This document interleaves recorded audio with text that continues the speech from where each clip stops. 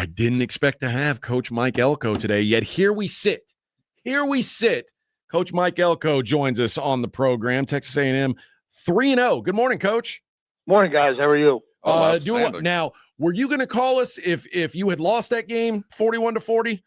No, I would have blamed you guys. Okay, that's what I figured was going to be the case. The reason why we lost is because I went on the radio show with you guys and scratched them off of any further tickets we could possibly do. Well, it would just further my battered Aggie syndrome. It just proved the problem that I've dealt with for so many years.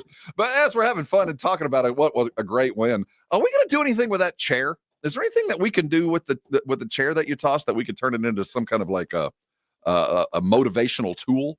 Well, this is what I said. I said it probably was placed in a really bad spot. And in the future, if we could keep it out of my way, it would probably benefit everybody in and around the program. Including the chair. Including the chair. Coach, you guys get I think maybe that was the biggest road win, it feels like, in some time for as a program. I imagine that's a weight lifted off your shoulders, a weight lifted off these players' shoulders, because that was what everybody was saying is, well, A&M, they're pretty good until they have to leave their building. Did this one feel particularly gratifying to do it on someone else's turf? Yeah, I think so. Obviously, we knew the path to us having, the success that we want to have was we had to improve what we did on the road. I think it was 2.5 years since we won on the road, and we were able to break that streak last year at Florida. And then I think it had been 11 years since we had won on the road at a top 25 opponent. And we were able to break that streak. And I think it was 1979, the last time we beat a top 10 opponent on the road. And so I think we've done some, or non-conference top 10 opponent. And so we hit some things out of the park on Saturday night for sure. It certainly was a lot of fun. When you take a program over and things start to shift, and this was a first step in I'm sure a very long plan, when you come off of problems, you learn how to get up when you failed. Now you're going to have to learn how to be a success. And with that success and the accolades that come with it, you hear it all the time, the rat poison that comes along with it. What's your concern level of now that success is here and your players are tasting it? How do you maintain that and continue to get better? Yeah, as a coach, I have a concern level every minute of every day because I'm in charge of a whole bunch of teenagers. In terms of the big picture scope of the question you're asking, we dealt with it a little bit last year, and I think we learned some lessons from it. We beat LSU. We got to number 10 or number 9 in the country. We were 5-0 in the SEC, and I've been well versed on this. We didn't handle that real well, and so I think we learned some painful lessons down the stretch last year that hopefully we've learned how to handle this. Learned that the next game is the most important thing that we've got to focus on, and we're going to have a big one here in about 10 days against Auburn in Kyle Field. Coach, you guys had some adversity early in this game. You guys were down 17-7. You gave up a touchdown on a blocked punt. Never an ideal way to start a game on the road, especially. How pleased with your team's ability to kind of stay locked in and dig out of a hole that they dug themselves early? Yeah, I told them I was really proud of how we overcame everything that happened in that game. I don't think it went to script in any way, shape, or form. But I also pointed out that a lot of that adversity was caused by us, and so there's still a lot of areas where, as a program, and as a team, we can grow. I still think we're far away from playing at our ceiling, and that's obviously always our goal is to play the best football Texas A&M can possibly play. And I think that's maybe the motivating factor that we have in our building right now is we had a really big win, one of the biggest wins we've had in a long time as a program, but we still believe there's a lot more in us and a lot higher ceiling to what we can play to. He's Coach Mike Elko, head coach of your Fighting Texas Aggies, joining us here for his regular stop-off. Your offense, the balance required for success is starting to round into form. Where are you in the progress or the progression of this offense? Because you're starting to see fruits on the ground, wide receivers, tight ends, everybody's starting to get involved. Yeah, it's great to see. We spent a lot of time this offseason talking about our need to improve our pass game, and there's a lot of factors that go into that, but certainly playmakers on the outside was a big part of it. And so, we had really two good games on offense. We had attacked the perimeter really well, but this was an opportunity to do it against a top 10 team with a really talented secondary, and the fact that we were able to go out there and make the explosive plays that we did.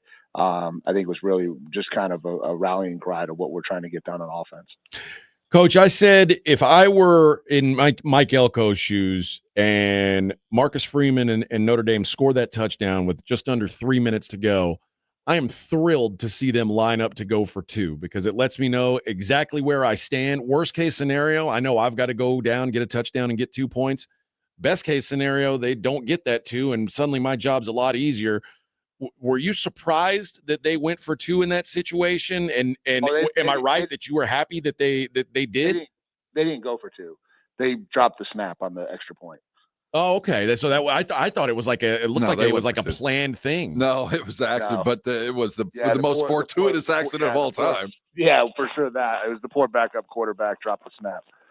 I thought they were trying to run a fake or something like that. So okay, maybe I could only wish. So Coach Freeman would have been that. But. So I mean, that's a really fortunate thing for you guys. I mean, that's got to be a good feeling. No, for your offense, you're sitting on the field saying, "Hey, they just opened the door for us." Yeah, absolutely. And I think that was kind of the rhetoric you heard on the sideline was, hey, let's go win this game now. They opened the door a little bit. Let's go step through it and let's go win the game. And I think, maybe big picture, I think one of you guys referenced BAS. Maybe the fact that we got a little bit of a fortuitous break at South Bend in front of touchdown Jesus, maybe that's a sign that things are trending in a better direction for the Aggies. You're living right, for sure. With a running back room like you have and the skill sets that your 4 backs bring, is there a decision as to which guys get to run which plays, or is it just about wind and timing? I think it's probably more wind and timing. I think we try to be very diligent about not tipping our hand, and I think you can get very predictable if, this kid being in leads to certain plays being run. I think that we have a lot of confidence in our backfield. We got a lot of confidence in what they can do.